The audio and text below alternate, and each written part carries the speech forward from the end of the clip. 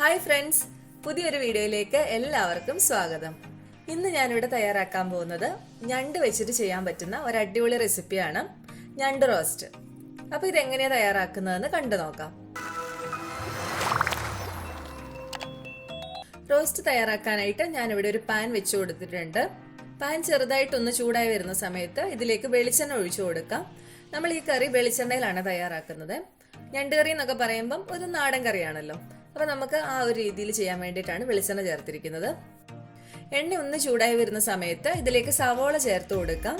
ഞാനിവിടെ 2 വലിയ സവോളയാണ് എടുത്തിരിക്കുന്നത്. ഇത് ലേശം കനം കുറച്ചിട്ട് വേണം അരിഞ്ഞെടുക്കാനായിട്ട്.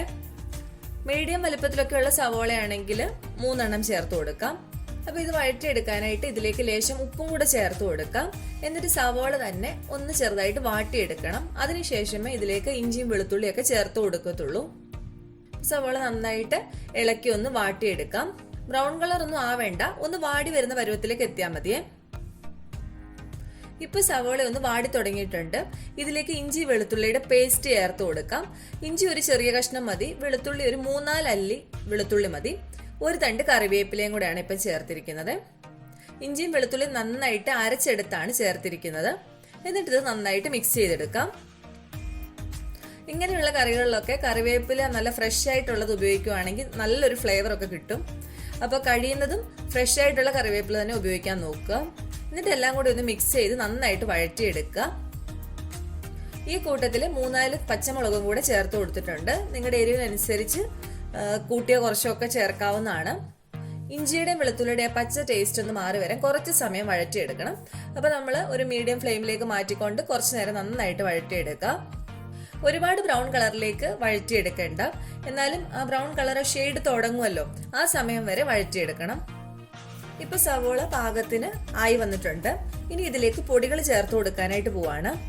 ഇപ്പൊ ഇതിലേക്ക് ചേർത്ത് കൊടുത്തിരിക്കുന്നത് പെരിഞ്ജീരകം പൊടിച്ചതാണ്. ഞാനിപ്പോ ഫ്രഷ് ആയിട്ട് പൊടിച്ചെടുത്തതാണ്. 1/4 ടേബിൾ സ്പൂൺ പെരിഞ്ജീരകം പൊടിച്ചത് ചേർത്തിട്ടുണ്ട്. ഈ ഞണ്ടുകറിയിലൊക്കെ പെരിഞ്ജീരകം പൊടിച്ച് അല്ലെങ്കിൽ അരച്ചൊക്കെ ചേർക്കുമ്പോൾ നല്ല ടേസ്റ്റ് ആയിരിക്കും. ഇനി ഇതിലേക്ക് ചേർത്ത് കൊടുക്കാൻ പോകുന്നത് കുരുമുളക് പൊടിച്ചതാണ്. നിങ്ങളുടെ കയ്യിൽ കുരുമുളക് പൊടിയായിട്ട് ഇരിപ്പുണ്ടെങ്കിൽ അങ്ങനെയും ചേർത്ത് കൊടുക്കാം. അതും ഒരു 1/4 ടേബിൾ സ്പൂൺ ചേർത്ത് കൊടുക്കാം. എന്നിട്ട് ഇത് രണ്ടും കൂടെ നന്നായിട്ട് മിക്സ് ചെയ്തെടുക്കാം. പൊടികളൊക്കെ ചേർക്കുന്ന സമയത്ത് ഫ്ലെയിം കുറച്ച് വെച്ചിട്ട് വേണം ചേർക്കാനായിട്ട്, അല്ലെങ്കിൽ ചിലപ്പോൾ ഈ പൊടികൾ ഈ ചൂട് കാരണം പെട്ടെന്ന് അങ്ങ് കരിഞ്ഞു പോകും. അപ്പോൾ നമ്മുടെ കറിയുടെ ടേസ്റ്റ് തന്നെ അങ്ങ് മാറിപ്പോകും. അതുകൊണ്ട് ലേശം ഒന്ന് ഫ്ലെയിം കുറച്ച് വെച്ചിട്ട് വേണം പൊടികൾ ചേർക്കാൻ. ഇനി ഇതിലേക്ക് മഞ്ഞൾപ്പൊടി ചേർത്ത് കൊടുക്കുകയാണ്. 1/4 ടീസ്പൂൺ മഞ്ഞൾപ്പൊടിയാണ് ചേർത്തിരിക്കുന്നത്. കാശ്മീരി മുളക് പൊടി 2 ടേബിൾ സ്പൂൺ ചേർത്ത് കൊടുക്കുന്നുണ്ട്. ഞാൻ എരിവുള്ള മുളക് പൊടി ചേർക്കുന്നില്ല, കുട്ടികളൊക്കെ ഉള്ളതുകൊണ്ടാണ് അങ്ങനെ ചെയ്യുന്നത്. നിങ്ങൾക്ക് വേണമെങ്കിൽ എരിവുള്ള മുളക് പൊടി ചേർക്കാം. കാശ്മീരി മുളകിന്റെ അളവ് ലേശം കുറച്ചേച്ചാൽ മതി. അപ്പൊ ആദ്യം തന്നെ ഞാൻ ഈ മുളക് പൊടി വഴറ്റിയെടുക്കുകയാണ്.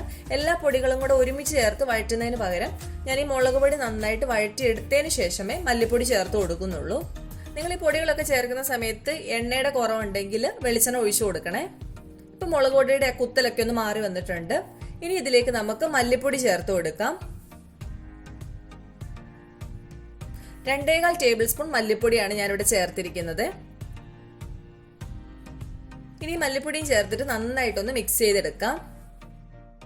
ഇനി ഇതിലേക്ക് ചേർത്ത് കൊടുക്കാനായിട്ട് പോകുന്നത് ഗരം മസാലയാണ്.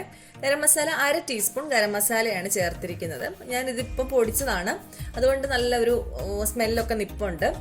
ഇപ്പൊ നിങ്ങൾ കടകളിൽ നിന്നൊക്കെ വാങ്ങിക്കുന്നതാണെങ്കിൽ നിങ്ങൾ നോക്കിയിട്ട് ഒരു ലേശം കൂടെ ചേർത്ത് കൊടുക്കണേ. അത് നോക്കുക എങ്ങനെയുണ്ട്, സ്മെല്ലുണ്ടോ എന്നൊക്കെ ടേസ്റ്റ് ചെയ്തൊക്കെ നോക്കിയതിന് ശേഷം ചേർത്ത് കൊടുത്താൽ മതി. അപ്പൊ നമ്മൾ പൊടികളെല്ലാം ചേർത്തിട്ടുണ്ട്. എല്ലാം കൂടെ നന്നായിട്ട് മിക്സ് ചെയ്തെടുക്കാം. ഇപ്പൊ നമ്മുടെ മസാല ആയിട്ടുണ്ട്. ഇനി ഇതിലേക്ക് നമ്മൾ തക്കാളി ചേർത്ത് കൊടുക്കാനായിട്ട് പോവാണ്. ഞാനിവിടെ വലിയൊരു തക്കാളിയാണ് ചേർത്തിരിക്കുന്നത്. മീഡിയം സൈസിലൊക്കെ ഉള്ളതാണെങ്കിൽ 1.5 തക്കാളി ചേർക്കാം, ചെറുതാണെങ്കിൽ 2 ചേർത്ത് കൊടുക്കാം. പഴുത്ത തക്കാളി ആയിരിക്കും എപ്പോഴും ഈ റോസ്റ്റ് ഒക്കെ ഉണ്ടാക്കാനായിട്ട് നല്ലത്. നന്നായിട്ട് പഴുത്താണെങ്കിൽ നല്ലതായിരിക്കും. തക്കാളിയും കൂടെ ചേർത്തിട്ട് മസാല നന്നായിട്ട് ഇളക്കിയെടുക്കാം. ഇനി ഈ തക്കാളി ഒന്ന് വെന്ത് വരാനായിട്ട് നമ്മൾ ഒരു ലിഡ് വെച്ചിട്ട് അടച്ചു വെക്കാനായിട്ട് പോവാണ്. ഇപ്പൊ തുറന്നു നോക്കിയപ്പോൾ തക്കാളിയൊക്കെ നന്നായിട്ട് വെന്തുടഞ്ഞു വന്നിട്ടുണ്ട്.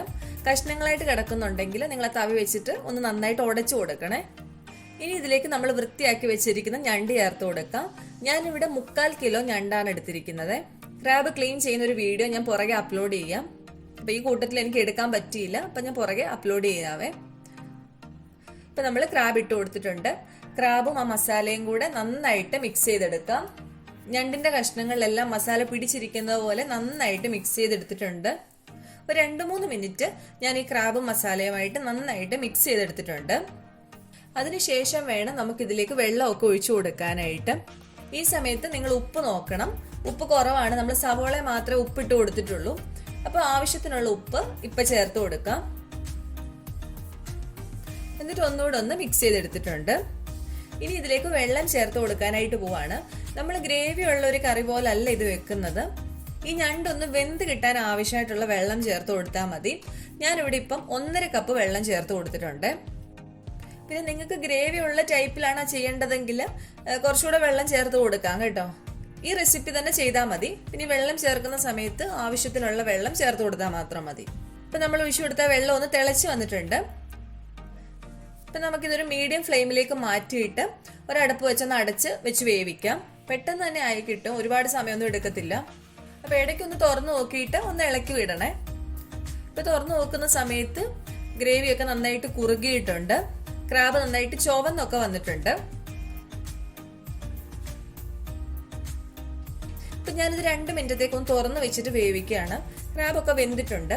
പിന്നെ അത് നിൽക്കുന്ന ഒരു ലേശം ഒരു ഗ്രേവി പോലെ ഉണ്ടല്ലോ, അത് ഇച്ചിരി അങ്ങ് വലിഞ്ഞു പോകാൻ വേണ്ടിയിട്ടാണ് തുറന്നു വെക്കുന്നത്. ഇപ്പൊ നമ്മളിവിടെ ചെയ്യുന്നത് റോസ്റ്റ് ആണല്ലോ, അപ്പം ഗ്രേവി വേണ്ട. അതുകൊണ്ടാണ് ഞാൻ ഒരു 2 മിനിറ്റത്തേക്ക് ഒന്ന് തുറന്നു വെക്കുന്നത്. ഇപ്പൊ ഇതിൽ ഗ്രേവിയൊക്കെ ഒന്ന് വറ്റിയിട്ടുണ്ട്, കറി നന്നായിട്ടായിട്ടുണ്ട്. നമുക്ക് ഫ്ലെയിം ഓഫ് ചെയ്യാം. ഇപ്പൊ ആ കൂട്ടത്തിൽ തന്നെ ഒരു തണ്ട് കറിവേപ്പില, നല്ല ഫ്രഷ് ആയിട്ടുള്ള കറിവേപ്പില ഇതുപോലെ ഒന്ന് പിച്ചി കീറി അതിലേക്ക് ഇട്ട് കൊടുക്കാം.